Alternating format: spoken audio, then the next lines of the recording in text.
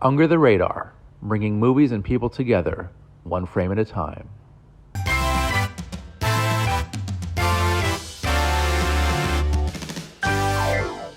Hey guys, I'm Randy Younger, and it's a very special edition of Under the Radar, where we talk all things film and sometimes TV. And with me tonight, I have a very special guest, Mr. Tim Dowlin, filmmaker of the film Not for Nothing. Hey Tim, how's it going? Hi, thanks so much for having me. Of course, of course. This was well overdue. I'm glad we finally found some time here. Uh, Yep. so yeah, how's it going? How's the film been? Good. It's been a wild ride. Just last week we had our screening in New York City at the New York Cinefest, which was awesome. Great screening. Always wanted to play the film in New York. So that went well. And then we just found out we won Best Picture at the Oh, New York Cinefest. awesome. Thank you. Thank you. Yeah. Yeah. So that's exciting, winning Best Picture. I mean, we were nominated for a Best Acting and and I mean, it's such a journey to make a movie and then to have a finished product that you can even submit to a festival, and then there's so much rejection to even get into a festival, and then to get nominated and to win Best Picture. It's very satisfying and validating, and so yeah, That's really awesome. appreciate Yeah. the New York Cinefest. Well, Thanks. congratulations. That's really special. That's awesome. Thanks. Yeah, definite roller coaster ride. Mhm. But basically, before we get into the nitty gritty, I just want to just offer my sincerest condolences for your co-director Frank Joseph Tartaglia. I know Mhm. he passed away a few months ago, and I know that he was instrumental in making this film with you. What was it like working with Frank? Frank was amazing, a dear friend of mine. Frank and I met in the 90s in high school, aging ourselves. But we met at the High School for Creative and Performing Arts in South Philly. And I was a drama major studying acting and theater, and he was a creative writing major. And I think he did visual arts there as well. And we just became buddies in high school. Then we were both in our 20s in New York City, and we had separate careers. He was a producer of reality shows before reality was big, and internet shows before internet shows were a thing, and prank shows before they were really a thing. And so he was having his whole career. Then he had a band and an album and a tour and had a musical career. But we were buddies in New York, and then we both ended up back in Philly in the same years, and then both ended up in LA, overlapping again. So just completely coincidence that our timelines, we were in our three cities, Philly, New York, and LA. Multiple times we lined up, so we just stayed close over the last 25 years. And um, it was about 5 years ago, roughly, that we got serious about making this film. We wrote a script together, and he was just such a brilliant writer and so good at just writing. As writers, sometimes we get in our own way. And Frank didn't seem to have that. He didn't have a filter. Like, he was blessed with the ability to not care if it was good or bad or what people thought of it, which is what people writers tend to do when you hold yourself back. And so I was like, I just want to work with someone that's flowing with that freedom right now, because I'm overthinking it and thinking everything has to be a perfect masterpiece. And just, he didn't care. He just wrote. Some stuff was good, some stuff wasn't as good. He didn't care. And so we just linked up and hashed out an outline, and then bang, first draft. Couple drafts later, we started to get serious about, like, all right, what are we doing here? Are we trying to sell this script? We're trying to get this made. What are we doing? And then just put more and more development into it and more rewrites, and started thinking about casting and did a table read. Mm-hmm. So thinking about fundraising or directors, and then ultimately got attached to it and said, you know what? I don't think anybody else should direct it. I think it has to be us. I think we should direct it. So we chose to co-direct, which I was hesitant, not about him, but about co-directing, especially we were both first-time directors. Okay. And it ended up being a benefit, two first-time rookie directors. I had been producing independent films. I've now produced 8 indies, including Not for Nothing. So I knew what I was doing as a producer, but directing was still, new to me, although I'd learned a lot from the directors I work with. When I produce for a director, I want to help fulfill their vision, and I kind of know the responsibilities and what the job means, but you don't know until you do it. True. Frank and I were both just jumped in, and for as many times as there was like creative differences or just trying to work through stuff like that, there was so much upside and benefit to having a partner to bounce stuff off of, or having those moments like, I'm very confident of all of this over here, but then there's this stuff over here that I don't know what I'm doing. Right, you right. know, it was that too. And then we would kind of fit and be an odd couple and a bit of a dynamic duo sometimes when it was clicking, when it was going well. We were helping each other with our strengths, and there was some stuff that I knew on the production side that I was able to bring to the table, and he brought so much to the table. And we kind of set roles in that we both did everything. We both cared about everything, but my background being theater and acting, and then me having this indie film producer, there were a couple strong sets that I was bringing to the tables and Right. how to produce a low budget independent film. And I also know acting. I know how to act. I know how to direct acting. I know how to write for actors. Acting, cast, my strength, and I care very much about that. So that was my department. And then Frank, being visual, he ran with all the visual stuff. So the whole set design, production design, Hmm. costume to lenses and camera work and angles. He did the storyboards. He drew all the storyboards by hand himself. He did it again. He did it twice. He just did it. So he had epic books. He would bring these giant cards to set of storyboards that he drew, and they were really helpful, and we used them. So he had all the shots planned out. So if I got to set on a day where I'm like, I know the mood, I know the tone, I know the tension, I know the dynamic, but I don't know the camera angle. He would say, "Oh no, it goes left or right. It's gonna go. I've got it in my head." Like, so he was sometimes very particular about certain things, and I Got was other times. And other times we would just, I don't know, man. What do you think? it. So it was I a good. love it. I love that there was a synergy between you two, Mhm. a true collaboration, which is so important in anything creative and anything work-wise in real life. To trust that person with their vision, and then to trust you with yours, and to just come together and you just put together a great project like this film. So my hat is off to both of you guys. So congratulations again. Okay. How did the story come about for Not for Nothing? So story was like the initial genesis was my uh, ambition. I came to Frank saying, just I've always wanted to write a modern day Philadelphia mafia esque film, and I always thought Frank was the perfect person as a writer. I thought he was a brilliant writer, but then also he's Italian from South Philly and knows a little bit more about that world than I do. Although we met in South Philly, and I've been exposed to that part of town quite a bit, but it was still more his lane and more of his story to tell. And we just started exploring, what does that mean? What does that look like? What is a modern day gangster movie set in Philadelphia going to look like? And we came to the conclusion that the mob wasn't what it used to be. It was essentially over, or is it? And that's what the movie deals with, is how much of it is really over, and how much of a mob still is there, how much control or power or influence do they have. We really don't know. I still don't know. I don't need to know. I don't want to know.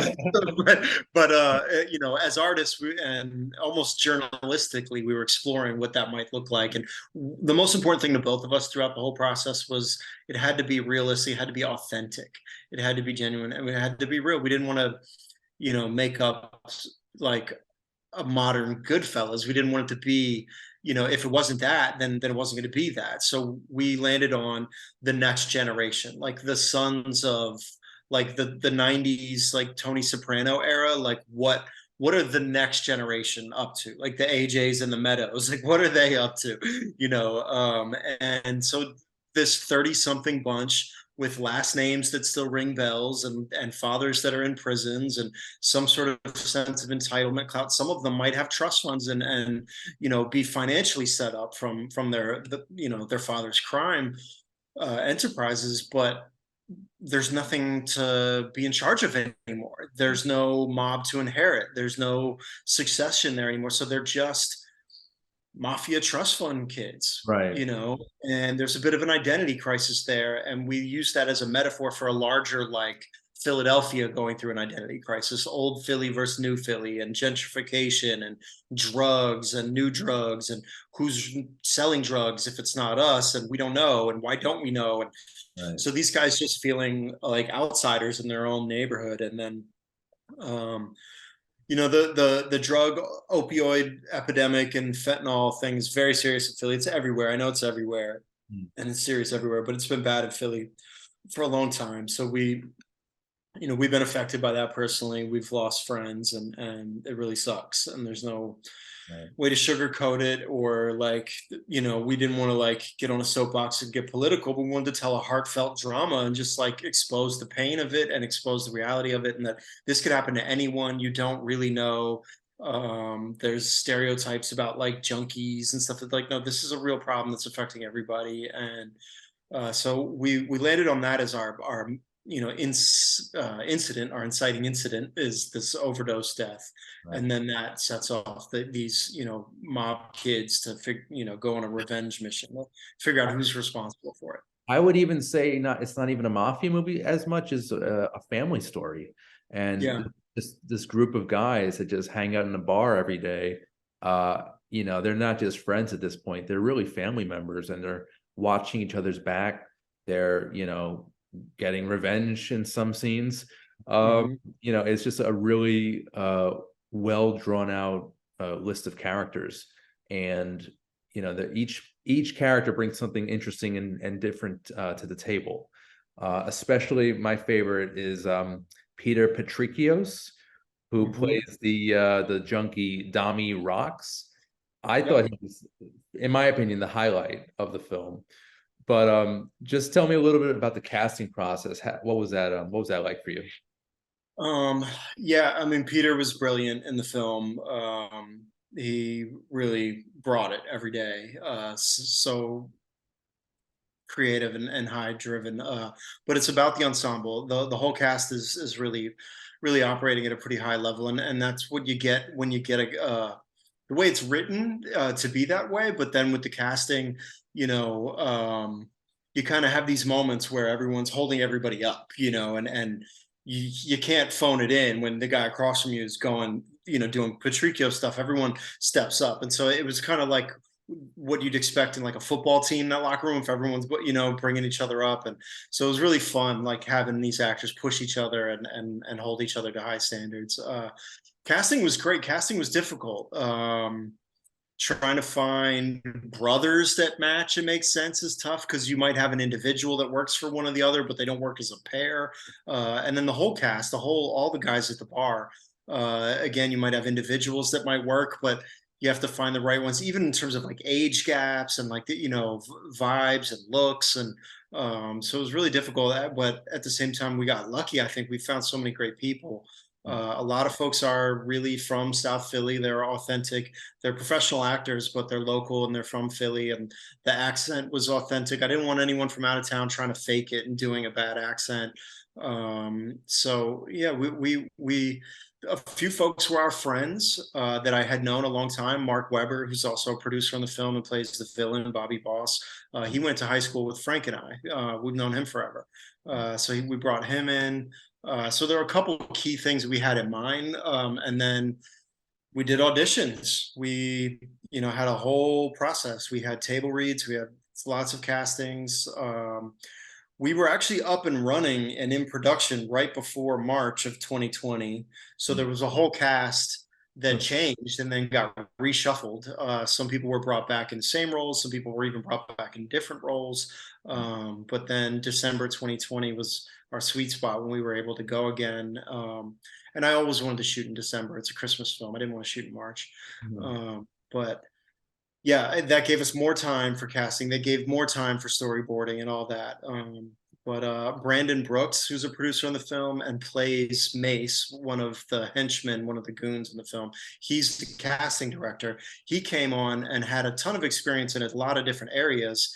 And I soon realized that I didn't need to go hire, like, some brand name high end casting director. That Brandon, as a producer, was able to do it. And he he was bringing in more and more talent. So he brought in Lauren Lavera, he brought in Peter Patricios, he brought in Danny Donnelly, and many, many others. He brought in a lot of the cast, and he brought in options to audition for everybody. And so he was just bringing in great local talent. I had been living in New York and LA, and although I grew up in Philly and knew friends, but most of the people I knew were all my age from high school, and I didn't know the next generation of younger actors. And so Brandon, who was currently working in the region, had the Rolodex and the resources, and you know, we did the whole thing. We did the backstage blast and everything, and Nice. Frankie and our another producer, a partner, they owned a bar in South Philly that was closed for COVID, and it just became base camp for everything. It was rehearsal space, meetings, table reads, auditions, callbacks, cast. We used it during production. We had wardrobes fitting there. It was just like an all-purpose space right there in South Philly, about a block from a lot of the locations. So we'd go shoot in the streets and go back there, and so it was great. The casting was fun. It was like a puzzle. This ensemble was definitely like a puzzle, trying to fit these pieces together. And to shoot in at the height of the pandemic, that's really dedication. And kudos to you and the entire team for doing that, for accomplishing that feat. Did you shoot the whole film in Philadelphia? Yeah, we did. There's one scene, the motel towards the end, when in the script it is actually meant to be New Jersey. We did go across the bridge to New Jersey and shot where it's meant to be in the script.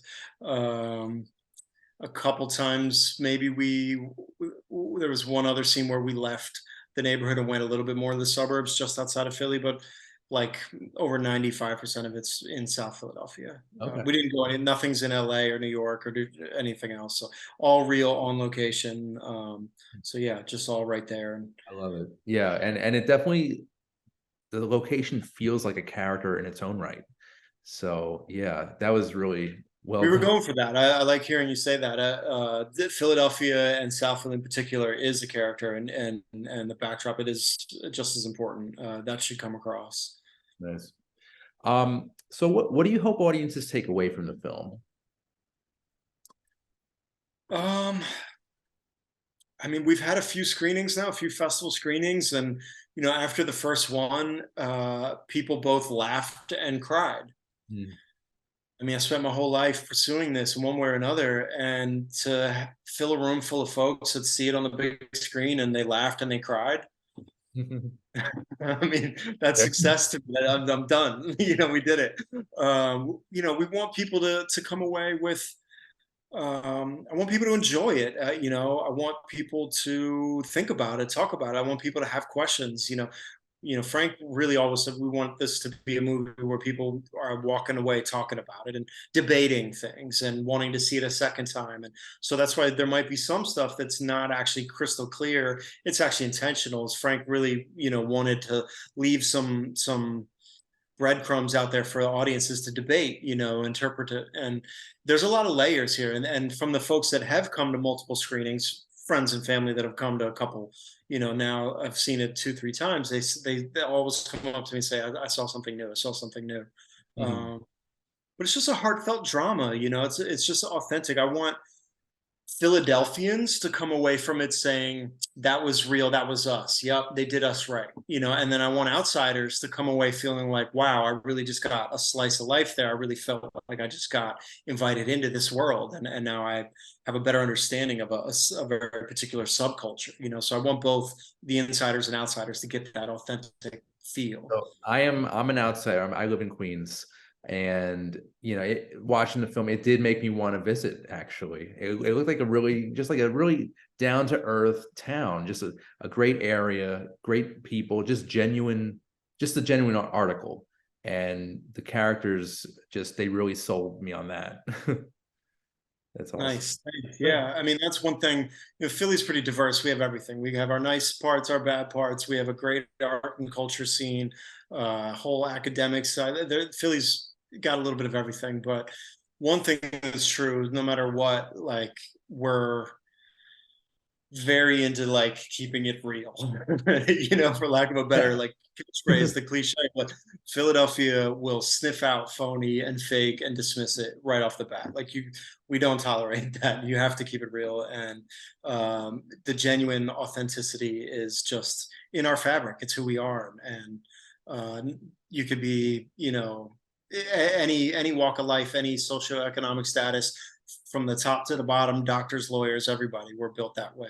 We don't entertain like, we don't do we don't do fake in Philly. I hear you. That's awesome. I'm happy to hear that. Next, whenever I do visit, I will definitely keep that in mind. Yeah, and we'll respect you. You can come from out of town. Don't try to pretend like you're something you're not, and we'll respect you. We welcome outsiders all the time. Just be. I'm Randy from Queens. I'm here to visit. You'll get shown love. We will show you around and show you love. I could feel the love right now. So yeah, that's awesome. Thank you, thank you. So I just also wanted to comment on the editing as well. It was just really like it told the story perfectly. And again, there's another like puzzle there. And I'm sure it was kind of a process putting all those editing pieces together. What was the process like for the editing room? There's like a whole 15-minute video on YouTube about our editing process. Okay, I gotta check that out. Um, we first went to a friend and an editor that I've used and that Mark has used, named Sven, who is here in LA, but he's actually German. But he runs a massive YouTube channel now and has classes. So he has students, he has workshops, he's a whole network. So we went to Sven and first felt out if he might be interested or available. He was booked up, probably couldn't afford them, but he had a great idea, something that he had done already once before and wanted to pitch to us and wanted us to do, was what he called a boot camp, where he puts it out to his network, his students, his followers, his YouTube channel, the people that take his classes, can get the opportunity to like apply to be our editor. It's a real film, and over 40 of his students applied. And then out of that, Sven top kind of helped narrow down like the top 10 of the 40. Then we sent footage to those 10, and they all cut a sample scene from our film. We then were supposed to pick one editor out of those 10. Frankie and I, being us and being crazy and not, being a little unorthodox and not know, I had my top three, he had his top three, and we ended up settling on not one but three editors from that boot camp.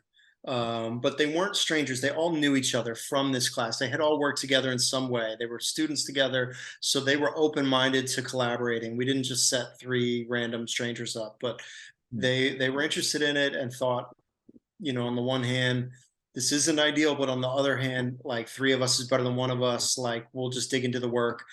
So we didn't hire them an AE. There was no assistant editors. We had Kat and Stephanie from our team. There was the DIT, second AC, and our script supervisor.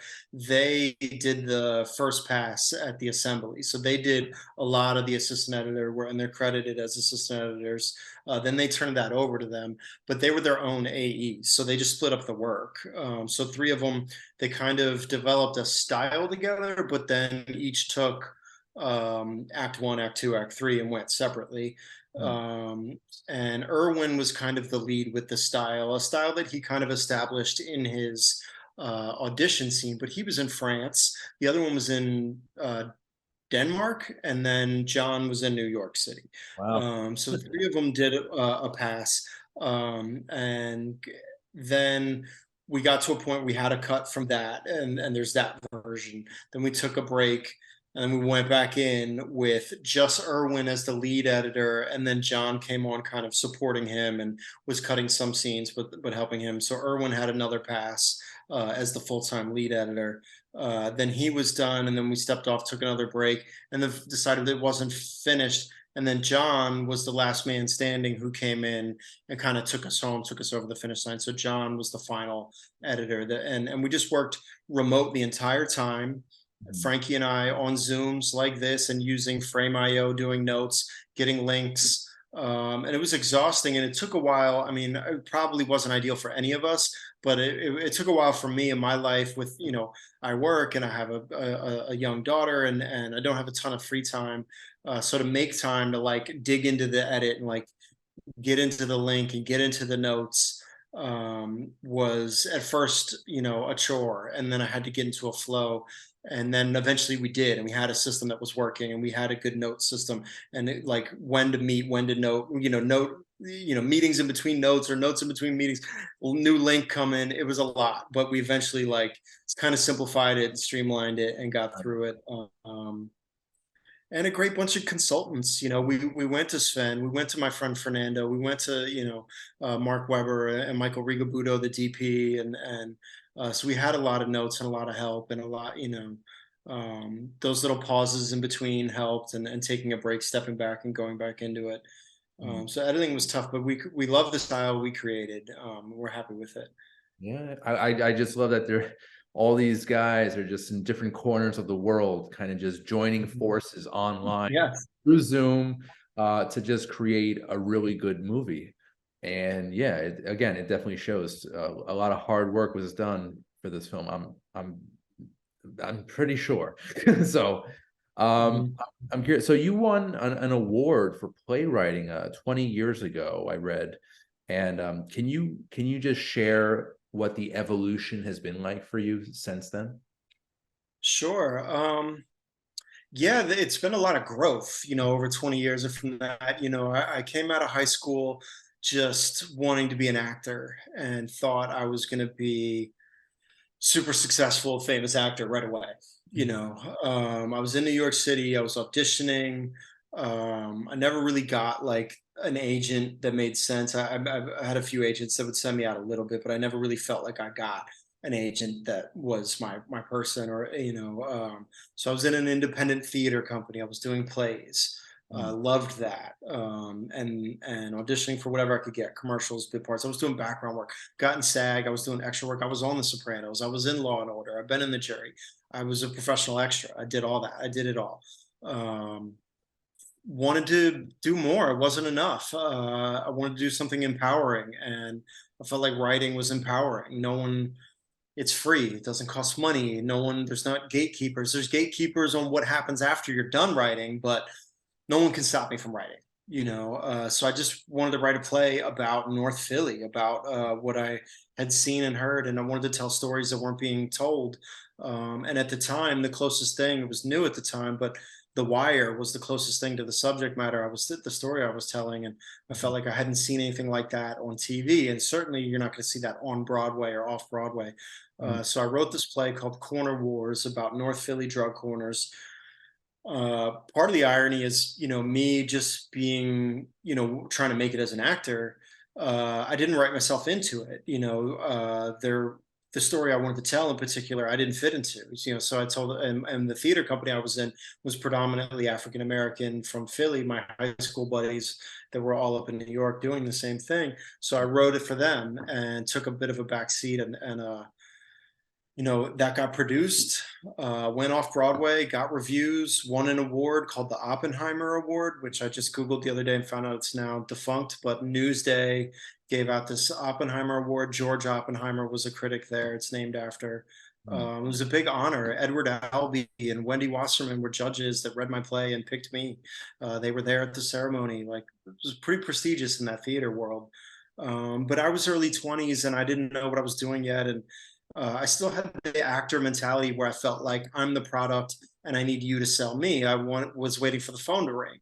Mm. Even after empowering myself and writing and having that success, I thought, all right, I'm done. Now what? Like, I thought the machine would just like, again, push forward my success. And that was not the case. I met with literary agents. They needed more scripts to sell. And it was hard for me to like, that's when I started getting my head and getting it was almost a bit too much too soon for me. And I had a lot of pressure to follow that up because I wasn't a writer. I hadn't trained as a writer. I knew how to read a script. I had studied acting really high level theater classes, breaking down Shakespeare, doing character analysis and story analysis. So I knew how to read a script. I could read a play and tell you if it's good or bad. So I just used that as my way of writing. I write something, then I read it and decide if it's good or bad. So I was self-taught as a writer, as an actor. That's how I approached it. But there was no pressure, there was no expectations. And then after that, there was. So I kind of lost my way a little bit trying to figure out, am I a writer? Am I an actor? What am I doing next? And wrote some more stuff, but didn't get anything made after that. Took a break, left New York, went back to Philly for a bit, and then was like, okay, now what? And I got out of Philly, went to LA. It was either back to New York, back to LA. So I went to LA, Yeah. and then that's when I really became a producer. Ironically, like stopped pursuing acting once I got to Hollywood. But that's when I started producing. I started producing skateboard content, and I made feature documentaries with my friend Adam Lowe that went to Tribeca and got distribution and went to Netflix, and started really producing real stuff and learning that. And then I produced with Mark Webber. I produced Mark's last three features that he's directed. And so I really just, owned that and honed in on that. And the producer thing fit well for me. I like it. I'm going to be a producer forever now. That's a natural skill set that I enjoy. So I'm going to produce no matter what. And then that just all set me, full circle to lead to do this with Frank. I feel like everything I've been through, from the acting side to the writing to the Corner Wars experience to the producing, all just seasoned me to be able to go make this movie. Gave me the tools I needed, and again recalibrated that hunger to be like, yeah, the phone isn't ringing, Tim. You got to go do it. You got to go prove it yourself. You got to do it outside the machine. That's the only way. So You got to we were just be the change you no create the change you want. yes, Be the change you want. I think that's the quote. yeah, yeah. That's amazing. So I'm just curious. You are obviously a very creative person. Who are some of your filmmaking influences?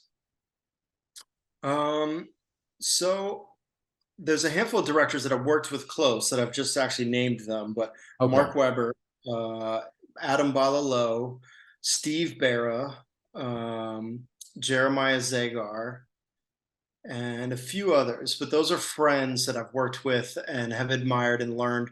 Um, Sort of peers that we came up from in the last 20 years. I've seen their paths, and whether I've worked with them and helped them on their projects, or whether I've, been a friend and sort of been on the sidelines, but, cheering them on. But I've seen their growth. I've seen their ups and downs. I've seen their successes, and I've seen their challenges, and I've learned from them as friends growing in the industry. Frankie Shaw, there's a bunch of people that are in that world that I feel Mm. like our peers that we've come up together in the last, 20 years, and I've learned from them directly. Those are all mentors one way or another. And then bigger, when I was a kid, before I even got into acting, I wanted to be a director. I didn't even really understand it. I was a kid. I didn't even know what that meant, but storytelling was it. And I looked up to Spike Lee, Scorsese, and Quentin Tarantino. I mean, that was my trifecta. It was those three, 100%. It was Reservoir Dogs and Goodfellas, and it was Do the Right Thing. Those ones were all my initial like. Then there were a couple others that made me want to do it and made me believe that I could. One of the biggest in my life was the film Kids. Yeah, that's a When great I one. left the theater seeing Kids, at that time, it was the first time I thought, oh, movies could be about me. Movies could be about my friends. Movies could be about my generation. They weren't some separate us and them thing, some unattainable, like movies are just about other. It was the most relatable thing I'd ever seen. Right. And it blew my mind how authentic and real and how you could have something like that. So Kids did that. Um, in a totally different way. Buffalo 66 is one. Buffalo 66, when I saw the credits and I saw Vincent Gallo did the makeup and the this and the that, and he had all the credits for him. And I was like, oh, that's just one guy by himself, Yeah. getting a camera and getting a little bit of help, obviously, but like really just being a true independent no studio, no execs, just I'm doing my vision by myself, The and thing a small handful of folks The help. thing, the thing with kids though, when I saw that, I saw it when I was, I think it was in junior high school, and I was Mhm, like, "Is this a documentary?" Because this mhm. feels like what just happened to me. Like I was in school with these kids. Like it definitely rang true for me as well. Yeah. So that's a great Nothing choice. nothing affected me more than that in terms of like A, wanting to be a filmmaker, and then B, believing that I could do it and that I could make films about what I knew. Right. Didn't have to make films about other stuff. I that my stories that are in me are tellable, and that the world could, there is an appetite for it, and that was just so empowering. Like to find my voice was like I can tell stories about my reality, my generation, my friends, my things I'm seeing and experiencing. Yeah. That was completely a game changer for me seeing kids in Agreed, theater. agreed. And also, Do the Right Thing is an incredible film. It's a shame it Mhm. didn't win Best Picture at the Oscars that year. Uh, Mhm. Dances with Wolves stole that Oscar from Spike Lee's beautiful, beautiful film. That movie's amazing. And yeah, I could go on and on about Spike Lee, but yeah, great choices there. Really great. Yeah, I mean, even me at that age, seeing that, just how creative the camera movement is and what you could do with a camera, like the floating shots and all the like interesting shot. Like I hadn't thought about camera movement, it's just again empowering and be like, be different, make choices, be cool, like you can do whatever you want. And you know what, Tim? We need creative voices such as yourself now more than ever in a sea of Marvel and science fiction and reboots and sequels. Mhm. We need originality from you, Tim. So please continue doing your work. It's amazing. It really is. Thank you. Yeah. Thank you. Appreciate that. So I want to go back a little bit. You mentioned the film festival circuit. How is that going? How's the what's the response been like for the film? Response has been incredible. Yeah, the response has been great. We did our world premiere at the Philadelphia Film Festival. Got a great honorable mention there. Great turnout. We sold it out. A large venue sold out. Had a second screening that was still really, really high attended during the Phillies World Series run, which was a big deal. So yeah, Philly was great. And then we won Best Picture and a few other things at the Reading, Pennsylvania festival right after Philly, a smaller festival, so it was a little quiet, but it snuck up on us. And but we won a bunch of awards there. The Garden State Film Festival in Asbury Park, New Jersey. We had a couple nominations there. Big attendance there. Packed theater. Great response. Great Q&As at all these.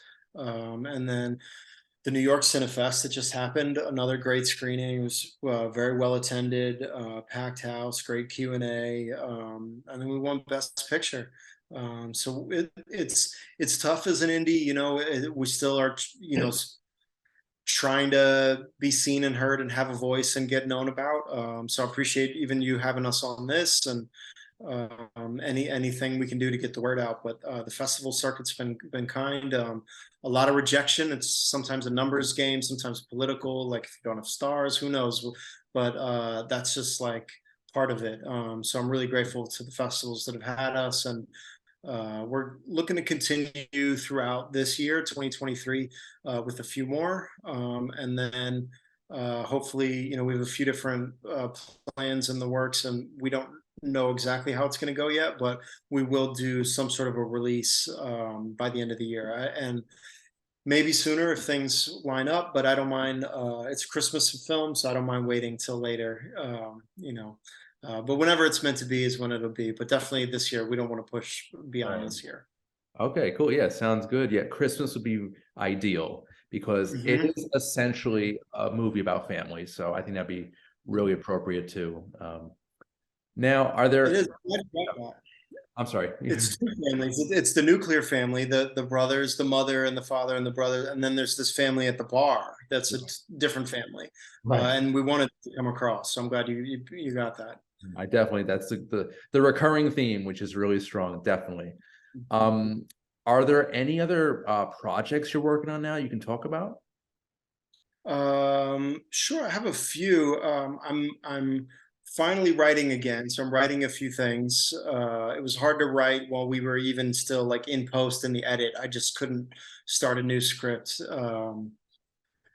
So I'm finally writing, and I produced a film, Mark Webber's newest film called Figments of Freedom, which is not premiered yet, but that is going to have some premiere this year as well. So we'll have Figments of Freedom coming out at some point in 23 with Not for Nothing. So really proud of that. Mark is crazy, you know, with this one. It's different. It's going to shock the world. This one's a really unique film. So Mark Webber's Figments of Freedom, producer on that, and a few other things. Yeah, I'm probably forgetting some projects. I have a couple documentaries cooking. Okay. That's one of my fortes. I love docs. Not that I'm directing, but that I'm producing. Right. Um, and got some music stuff going on. Okay. Doing some hip hop. Any Yeah. chance of doing a kids-esque film? Kind of just like a nitty-gritty, you There know? is. I'm not sure what yet. One of my projects right now is actually a children's book. So I'm trying Okay. to write a children's book. And you never know, that could evolve into more. Yeah. That could evolve into something more. I have I have a something I've been meaning to get back into, but I wrote with my friend Adam Cohen. We have a basketball animation thing that we keep rewriting and keep reimagining. But so I do have some kids stuff, but they're Okay. not so much on the front burner yet. The children's book is, but yeah, I'd like to get into. I'm I'm trying to get more well-rounded. I mean, my stuff's heavy and dramatic or whatever. So I'm actually, one of the things I'm writing now is a comedy. So I'm doing the Okay. children's books and I'm writing a comedy. So I'm trying to be a well-rounded writer, Gotcha. Sounds show these good. agents that I can do it all. Wearing many hats and you got a lot of things cooking, and it's very exciting. Tim Dowlin, I want to thank you so much for your time today. This was amazing. And the film Not for Nothing is fantastic. It is doing the film festival circuit right now, and hopefully we'll get a nice wide release on Christmas around that time. But Tim, thank you so much for your time. Whenever you're in New York, we should meet up because it was really a Sure. pleasure. Really a Yeah, pleasure. yeah. I love coming to New York. I'll be back again soon. So I'll just say we have a website. It's notfornothingmovie.com. We have an Instagram. I think it's also Not For Nothing Movie. And we have a Facebook that's probably something very similar to that. So those are the three, our website, our Instagram, and Facebook. Those are the three places to get connected and get updates on festival screenings, event screenings, and ultimately the distribution, the release will be announced there. So that's where you can check for updates. Perfect. And thanks so much for having us. We really appreciate Yeah. it. Tim, thank you so much. And good luck to you in the film. It's really great. All right, guys. Okay. I'm Randy Younger. This has been Under the Radar. We'll see you next time. Take care.